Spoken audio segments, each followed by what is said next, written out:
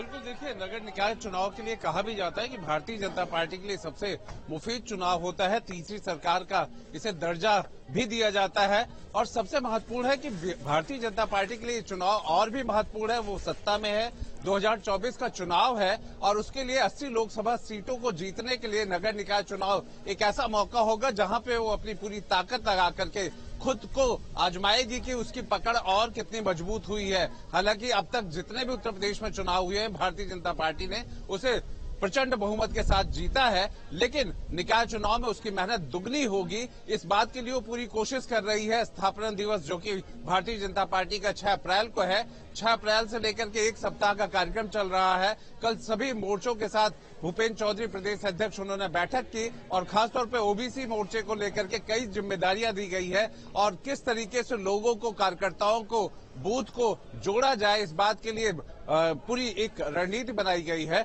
निकाय चुनाव को लेकर के सबसे महत्वपूर्ण ये है कि अगर हम इसकी बात करें तो लगभग 5 करोड़ के करीब यूपी के जो मतदाता है वो इसमें भाग लेंगे, तो एक बड़ी संख्या होती है। और शहरों की बात की जाए तो उसमें एक पकड़ की भी बात होती है। तो जहां समाजवादी पार्टी भी इस निकाय चुनाव में पूरी ताकत झोंकने की कोशिश में है, तैयारी कर रही, वहीं अगर हम बहुजन समाज पार्टी की बात करते हैं तो उसने भी इस बार पूरी ताकत लगा दी गई है कि कुछ समय पहले ये मीटिंग भी हुई थी जिसमें ये तय हुआ था निकाय चुनाव अकेले दम पर और मजबूती से लड़ेंगे। तो एक तौर पर अगर हम देखें तो ये निकाय चुनाव लोकसभा चुनाव का एक मिनी से फाइनल है, जहां पर ये देख लिया जाएगा कि आखिर जनता का रुझान किस तरफ है और पार्टियों ने किस तरह से तैयारी की है। और सबसे ज्यादा साख भारतीय जनता पार्टी की होगी, जो पहले से इन चुनाव में हमेशा दबदबा बनाए रखती रही है। इस बार उसका क्या परिणाम होगा, क्या नतीजे होंगे, वो महत्वपूर्ण होगा। ये अलग बात है कि उसने अपनी पूरी कोर कसर, पूरी ताकत लगा रखी और खासतौर पर उन्होंने कार्यकर्ताओं को ये जरूर कहा है कि वो अपने घर परिवार के लिए टिकट नहीं मांगेंगे।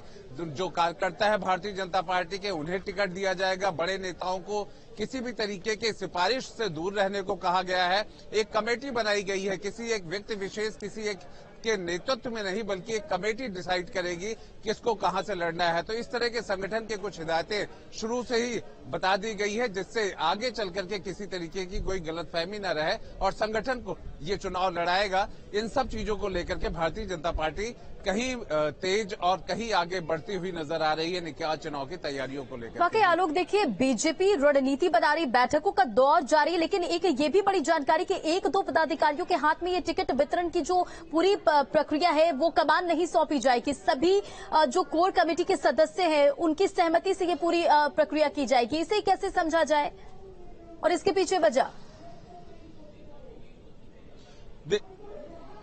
बिल्कुल, देखिए इसके पीछे बहुत सोची समझी वजह है, क्योंकि आमतौर पर इससे पहले के जो निकाय चुनाव होते रहे हैं या प्रधानी का जो चुनाव था, उसमें जब किसी व्यक्ति विशेष के कहने पर टिकट दे दिया गया तो कहीं खेमा बढ़ गया, कार्यकर्ता किसी और के साथ और उस बड़े नेता का समर्थक किसी और के साथ। इस तरह की कम से कम मैसेज इन निकाय चुनाव में भारतीय जनता पार्टी नहीं देना चाह रही, इसलिए उसने बहुत साफ तौर पर सभी नेताओं को, कार्यकर्ताओं को इस बात से साफ कर दिया है कि जो कमेटी डिसाइड करेगी उन्हीं को प्रत्याशी बनाया जाएगा, चाहे वो पार्षद की बात हो, चाहे मेयर की बात हो, नगर पालिका अध्यक्ष की बात हो। इस वजह से, और दूसरा, कोई भी अपने रिश्तेदारों के लिए कोई पैरवी नहीं करेगा, कोई बड़ा नेता, विधायक या सांसद। तो इससे बिल्कुल साफ है, जिससे कार्यकर्ताओं का मनोबल बढ़े, संगठन का मनोबल बढ़े और ऐसे ही निकाय चुनाव को लड़ा जाएगा जिससे संगठन और भी मजबूत होकर के निकले और 2024 का जो लोकसभा चुनाव है और बेहतर लड़ा जा सके। ठीक है, चलिए आलोक, इन तमाम जानकारियों के लिए बहुत बहुत शुक्रिया।